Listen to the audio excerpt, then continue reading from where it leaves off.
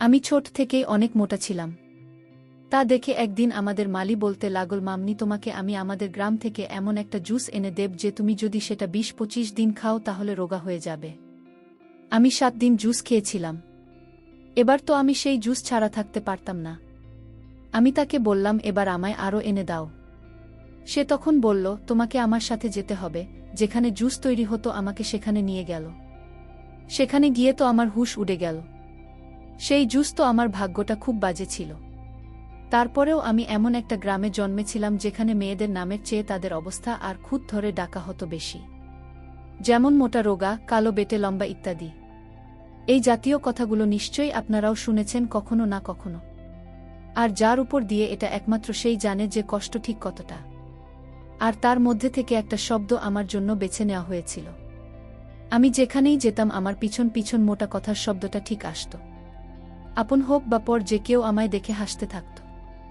বিরক্ত হয়ে আমি আয়না দেখাই ছেড়ে দিয়েছিলাম। আমার চোখ ভীষণ সুন্দর ছিল, আর আমার গায়ের রং একদম ফর্সা ছিল। কিন্তু আমার স্থূলতা, আমার যা কিছু ভালো ছিল সেসব কি লুকিয়ে রেখে দিত? দুনিয়া হাজারটা ভালো ছেলে একটা দুর্বলতা নিয়ে পড়ে থাকে, আর তারপর মানুষের বেঁচে থাকা মুশকিল করে তোলে। আমার সাথে অনেক বছর ধরে এটাই হয়ে আসছিল। কিন্তু যেদিন মালি আমাকে বলল যে তার কাছে এমন একটা জুস আছে যেটা আমাকে কয়েক মাসের মধ্যেই রোগা করে দেবে, তখন আমি ভীষণ খুশি হয়ে গেলাম।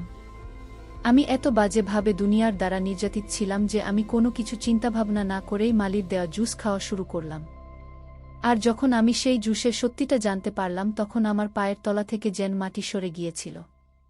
আমার নাম হচ্ছে পুরবই, কিন্তু সবাই আমায় মোটা মোটা বলে ডাকত। এজন্য আমি মানুষের সামনে যেতে ভয় পেতাম।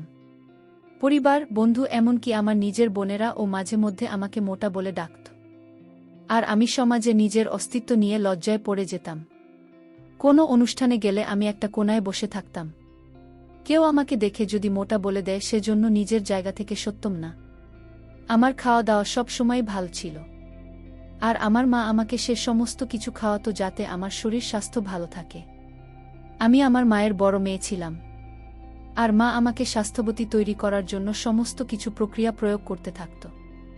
সেই সমস্ত কিছু আমার উপর কাজ করছিল, কিন্তু সেটাও এমনভাবে যে আমি কখনো আর রোগা হতে পারছিলাম না। যতদিন আমি বাচ্চা ছিলাম প্রত্যেকেরই আমার মোটা হওয়া খুব ভালো লাগত। কিন্তু যখন আমি বড় হয়ে গেলাম, যুবতী হলাম, আমার স্থূলতা যেন হিংসার চিহ্ন হতে থাকল। মায়ের কড়া মেজাজের সব কাজের মেয়ে বিরক্ত হয়ে যেত, আর আমরা চাইব মায়ের এই কলা মেজাজে কষ্ট পেতাম। স্কুল শেষ করে যখন কলেজে ভর্তি হলাম, প্রথম দিন খুব খুশি হয়ে আমি কলেজে গেলাম। কিন্তু ফেরার সময় আমার অবস্থা এমন হল যে আমার চোখ থেকে জল ঝরছিল। বাড়িতে আসার সাথে সাথে আমি নিজেকে ঘরের মধ্যে বন্ধ করে ফেলি। কলেজের প্রতিটা মেয়ে আমার দিকে অদ্ভুত নজরে তাকিয়েছিল, আর কোথাও কোথাও থেকে মোটা মোটা বলে আওয়াজ আসছিল। কলেজে আমার প্রথম দিন ছিল। এমনিতেও কলেজ নতুন বলে প্রথম দিনে একটু অসুবিধা হয়, আর আমার পায়ে খুব ব্যথা হচ্ছিল। কিছুক্ষণের মধ্যেই মা আমার ঘরের দরজায় টোকা দিতে লাগল। আমি রাগ করে বললাম, তুমি এখন যাও, তোমার কারণে এসব হয়েছে। মা আদর করে আমাকে বুঝিয়ে বলল, এতে রাগ করার কি আছে? তুমি ডায়েট করলে ঠিক হয়ে যাবে। কিন্তু আমি জানতাম যে মা আমাকে ভোলানোর জন্য এসব বলছে। কিন্তু আমি মায়ের কথা শুনে ডায়েটিং শুরু করে দিলাম। কিন্তু আমার স্থূলতার উপর ডায়েটের কোনো প্রভাব পড়ল না। আমি সারাদিন ডায়েটের মধ্যে থাকতাম। সকালে আর সন্ধ্যায় ঘরের বাইরের বাগানে ব্যায়াম করতাম। মালি বাবা মাঝে মধ্যেই আমাকে ব্যায়াম করতে দেখত, কিন্তু আমি সেরকম উনার দিকে নজর দিতাম না, আর শুধুমাত্র নিজের স্থূলতা কমানোর চেষ্টা করতাম। কখনো কখনো এটা ভাবতাম যে বিয়ের বসে যে আমাকে কেমন লাগবে। তখন নিজেই লজ্জা পেয়ে যেতাম। আমার মাথার মধ্যে আজকাল একটা নতুন ফটো চেপে গিয়েছে। আমি অনেক বছর ধরেই আমার এক মাসির ছেলে পলাশকে পছন্দ করতাম। আর দুদিন আগে যখন সে আমাদের বাড়ি এল তখন সে কথায় কথায় বলতে লাগল যে তার রোগা পাতলা মেয়েদের বেশি পছন্দ, আর সে এরকমই পাতলা কোনো একটা মেয়েকে বিয়ে করবে। তার কথা শুনে তো আমার গায়ের লোম খাড়া হয়ে গিয়েছিল। আমি তো তাকে ছাড়া অন্য কোনো মানুষকে নিয়ে ভাবতেও পারি না। আর আমার সেই মাসির কথায় কথায় বেশ কয়েকবার আমার আর পলাশের সম্পর্কের কথা বলেছিল। কিন্তু যদি পলাশ বারণ করে দেয় তাহলে এই সম্পর্কটা আর কোনো দিন হবে না। পলাশ তো চলে গিয়েছিল, কিন্তু আমাকে সমস্যার মধ্যে ফেলে গিয়েছিল। আর এবার তো আমি নিজেকে রোগা করার জন্য কোমর কষে বেঁধে নিয়েছিলাম। মা আমাকে এভাবে মেহনত করতে দেখত আর বলতো, তুমি কেন পাগল হয়ে যাচ্ছ? তুমি এতটা মোটা নও। তোমার বোনেদের দেখো, তারা কতটা রোগা পাতলা। একমাত্র তুমি তো আছো যে একটু স্বাস্থ্যবতী। না জানি কেন আমার স্থূলতা মায়ের চোখে পড়ত না। আমি স্বাস্থ্যবতী এ কথা বলে মা সব সময় কথা শেষ করতে। অন্য শহরে মাসির বাড়ি তার ছেলে আর মেয়ের দিয়েছিল, আর সবাই বিয়েবাড়িতে যাওয়ার জন্য তৈরি হচ্ছিল। প্রথমে তো আমি কিছুই বলিনি, কিন্তু যখন সবাই নিজের জিনিসপত্র গোছাতে লাগল তখন আমি এটা বলে মানা করে দিলাম যে আমি যাব না। আমার কথা শুনে মা অবাক হয়ে গেল আর বলতে লাগল, কিন্তু আমি তোমাকে একা ছেড়ে কি করে যাব? তোমার বাবাও তো বিদেশে গিয়ে বসে আছে, আর বাচ্চাদের আমার দায়িত্ব ছেড়ে গেছে। এরকম অবস্থায় তোমাকে আমি একা ছাড়তে পারব না। আমি মাকে পরিষ্কার করে বলে দিলাম যে আমি ৫-৭টা লোকের মাঝে গিয়ে অসম্মানিত হতে পারব না। যে কেউ আমাকে দেখে মোটা মোটা বলবে, আর বিশেষ করে মাসি তো প্রত্যেকটা কথায় এটাই বলবে যে কখনো কোনো কাজও করেন যেও না। তোমার শরীরের মেদ কমবে কিভাবে? মা ভালো করেই জানো যে মাসি আমাকে দেখামাত্র এই কথাটা বলেই থাকে। এজন্যই মা আমার কথা শুনে কিছুক্ষণের জন্য চুপ করেছিল। তারপর নিজেই বলতে লাগল, চলো ঠিক আছে, তাহলে তোমাকে ছেড়ে যেতে হবে। কিন্তু শুভশ্রী, ও তাহলে তোমার সাথে থাকবে?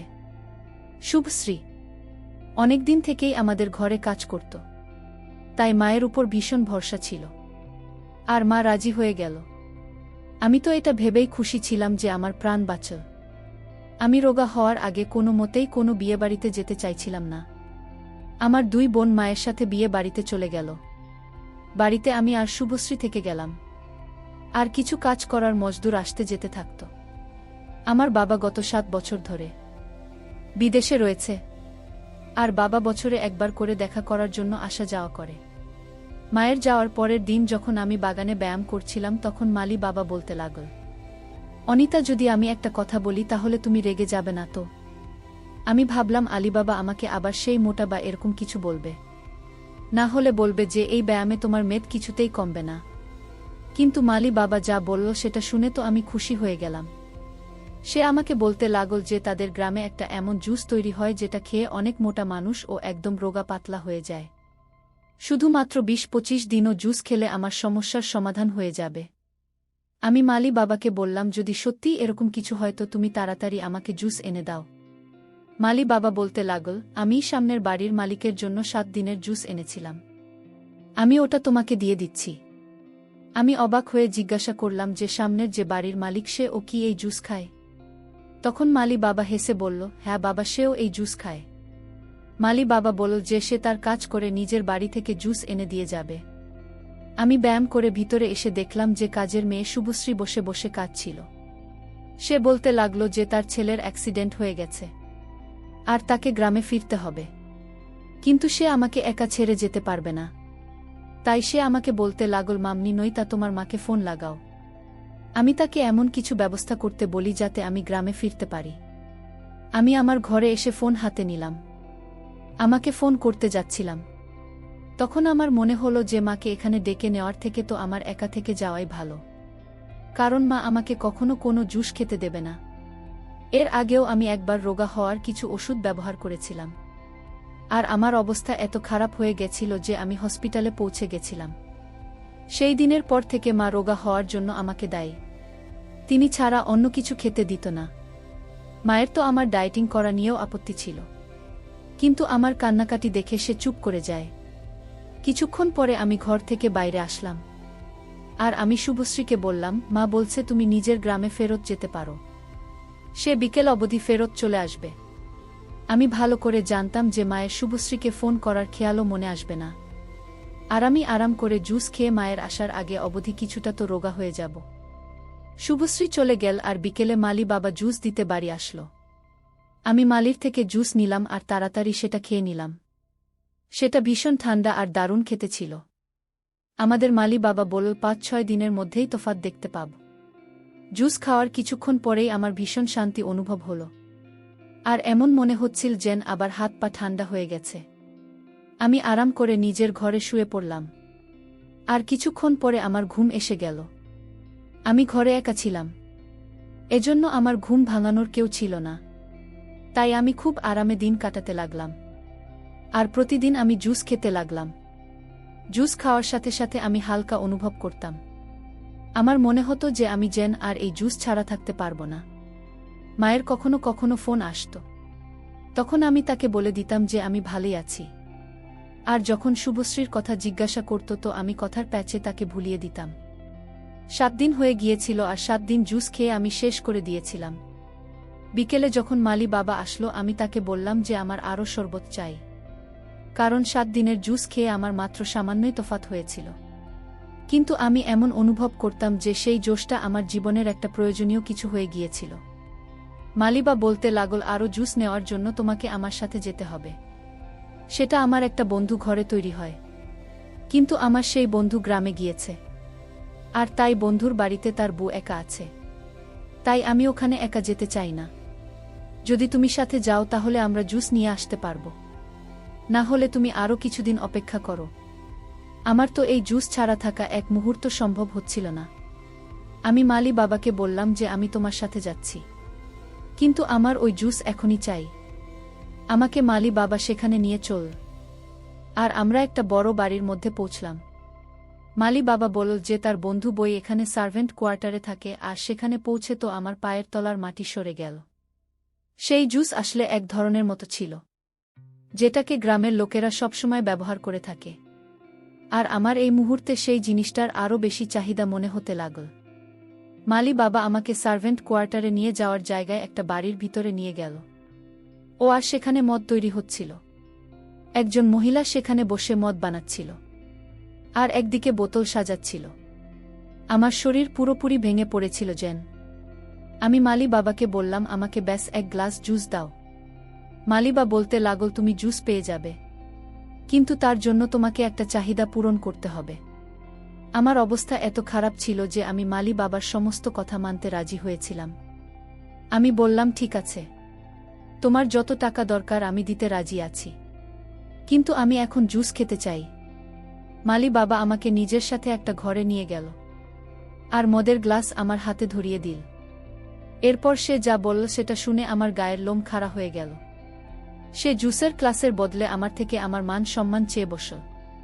আমি মালি বাবাকে বললাম যে এটা কি ধরনের কথা বলছো? আমি আমার মান সম্মান কি করে নিজে নষ্ট করতে দিতে পারি? তখন মালি বাবা বলল, যদি তুমি নিজের ইচ্ছায় এটা না করতে পারো তাহলে আমি তোমাকেই জুসার দিতে পারবো না। আমার অবস্থা এমন ছিল যে আমি যদি জুসের গ্লাস তাড়াতাড়ি না পেতাম তাহলে আমি নিজের পায়ের উপর বেশিক্ষণ দাঁড়িয়ে থাকতে পারতাম না। আমি মালি বাবাকে বললাম, ঠিক আছে, আমি তার শর্ত পূরণ করতে রাজি আছি, কিন্তু সে প্রথমে আমাকে জুস খেতে দিক। আমার কথা শুনে মালি বাবা হাসল আর সে জুসের গ্লাস আমার দিকে এগিয়ে দিল। আমি এক নিঃশ্বাসে পুরো জুগ শেষ করলাম। আর এরপর আমার উপর এমন নেশা চলল যে আমি নিজের মর্জিতে তাকে নিজের সব দিয়ে দিলাম। না জানি সে কতক্ষণ পর্যন্ত নিজের ইচ্ছায় আমার সাথে যা খুশি তাই করল। আর এরপর অন্য একটা মানুষও সেই ঘরে আসলো, আর সেও নিজের খিদে মেটাল। আর আমি তাকে বারণও করতে পারলাম না। আমার হাত পা পুরোপুরি ঠান্ডা হয়ে গিয়েছিল, আর আমি তাদের জোর জবরদস্তি সহ্য করতে বাধ্য ছিলাম। তখন তারা পুরোপুরিভাবে আমাকে ব্যবহার করে নিয়েছিল। তারপর আমাকে আবার ফেরত নিয়ে আসা হলো। আমি তাদেরকে শরবতের জন্য জিজ্ঞাসা করলাম। তখন তারা বলতে লাগলো, তোমায় আর কোনোদিন ওই জুস দেওয়া হবে না। ওই জুস শ্রদ্ধা করার জন্য ছিল না, বরং মতামত ছিল যেটা আমি তোমাকে নেশার জন্য খাইয়েছিলাম। আমি তোমার মায়ের সাথে বদলা নিতে চাইছিলাম, আর এবার আমার বদলাপুর হলো। তুমি পুরো জীবন এই জুসের জন্য ছটফট করতে থাকবে, আর এর জন্য তুমি নিজের সবকিছুই হারিয়ে ফেললে। আমি তোমাকে যেখানে নিয়ে গিয়েছিলাম সেটা একটা কথা ছিল, তুমি যখন নিজে তোমার মাকে এই কথাগুলো বলবে তখনই তোমার মা জানতে পারবে যে মান সম্মান চলে যাওয়া ঠিক হবে কি। আমি ওই মালির দিকে তাকালাম আর জিজ্ঞাসা করলাম যে আমার মায়ের সাথে তোমার কিসের শত্রুতা? আমার শরীর দ্বিতীয়বার ভেঙে পড়তে লাগল। আমি খুব কষ্ট করে তার সাথে কথা বলছিলাম। আমার উপর এভাবে নেশা চড়ে গিয়েছিল যে আমার তার পাশে থাকা ঘেন্না অনুভব হয়নি, যখন কিনা সে আমার থেকে দ্বিগুণ বয়সের আর সে আমাকে ভালোভাবে ব্যবহার করেছিল। মালি বলল যে আজ থেকে 8-10 মাসখানেক আগে তার বোনের চিকিৎসার জন্য কিছু পয়সার দরকার ছিল, আর আমার মা তাকে যখন পয়সা দিতে রাজি হয়নি তখন মালি নিজের গ্রামের লোকের থেকে কিছু পয়সা ধার নিয়েছিল, আর তাতে তার বোনের চিকিৎসা হয়ে গিয়েছিল। কিন্তু কিছুদিন পরে লোকেরা তাকে পয়সা ফেরতের জন্য জোর করতে লাগে যে সে যাতে তাড়াতাড়ি পয়সা দিয়ে দেয়। মালির কাছে তাদের দেওয়ার জন্য পয়সা ছিল না। সে আরও একবার আমার মায়ের থেকে কিছু টাকা ধার চাইল, কিন্তু আমার মা বারণ করে দিয়েছিল। যখন গ্রামের লোকেরা তাদের পয়সা পেল না, তখন তারা তার মেয়েকে উঠিয়ে নিয়ে গিয়েছিল। তারা তার মেয়েকে যত পেয়েছে ব্যবহার করেছে। তারপর নিজেদের বন্ধুদের সাথে মিললেও তারা জবরদস্তি করত। মালি বাবা আর একবার আমার মায়ের থেকে কিছু পয়সা চেয়েছিল যাতে সে নিজের মেয়েকে ছাড়িয়ে আনতে পারে। আর সে আমার মাকে বলেছিল যে কিভাবে তার মেয়ে সেই লোকেদের অত্যাচারের শিকার হয়ে গেছে। কিন্তু আমার মা মালি বাবাকে বলল যে তোমার মতো লোকেরা মিথ্যা কথা বলে টাকা নিতে খুব ভালোই পারে। প্রথমে তুমি নিজের বউয়ের শরীর খারাপের কথা বললে, আর এখন মেয়ের বিষয়ে বাহানা বানিয়ে তুমি আমার থেকে পয়সা চাইছ। বন্ধুরা, ভিডিও মাঝখানে একটা কথা বলতে চাই। আমি তোমাদের সর্বদা হাসি খুশি রাখার জন্য খুব কষ্ট করে ভিডিও বানাই। তাই তোমাদের কাছে অনুরোধ থাকবে অবশ্যই ভিডিওটি দেখে একটি লাইক করবেন এবং আমাদের চ্যানেলটি সাবস্ক্রাইব করে পাশে থাকবেন। তারপর মালি আমার মায়ের কাছে 10 বার মিনতি করেছিল, আর নিজের কথা যে সত্যি সেই ভরসা করানোর পুরো চেষ্টা করেছিল। কিন্তু আমার মা সব সময় শক্ত মেজাজের মানুষ, দারিদ্র্যের প্রতি তার প্রচুর ঘৃণা। আমার মা তাই মা আলিবাবাকে মিথ্যাবাদী বলছে চেয়েছিল, আর তার কোনো সাহায্য সে করেনি। মালি বাবা আরও বলতে লাগল, আজ থেকে 4 মাস আগে আমার মেয়ে নিজের অবস্থার সাথে লড়াই করতে না পেরে আত্মহত্যার জন্য নিজের গলায় দড়ি ঝুলিয়ে দিয়ে চলে গিয়েছিল, আর নিজের প্রাণ নিয়ে নিয়েছিল। যদি তোমার মা কিছু পয়সা আমাকে ধার দিত তো আজকে আমার ফুলের মতো মেয়ে বেঁচে থাকত, আর তাকে এত বেশি অত্যাচারে আর সমস্যার মুখোমুখি হতে হতো না। এই জন্য আমি ঠিক করলাম যে এক না একদিন আমি তোমাকে এই জায়গায় নিয়ে আসব যেখানে কখনো আমি দাঁড়িয়েছিলাম। এখন যখন নেশা না পাওয়ায় তুমি কাঁদবে, চিৎকার করবে, তখন তোমার মা আমার কষ্টটা বুঝবে। মেয়ের মান সম্মান চলে যাওয়ার কষ্ট যে কি তোমার মা এবার খুব ভালো করে বুঝবে।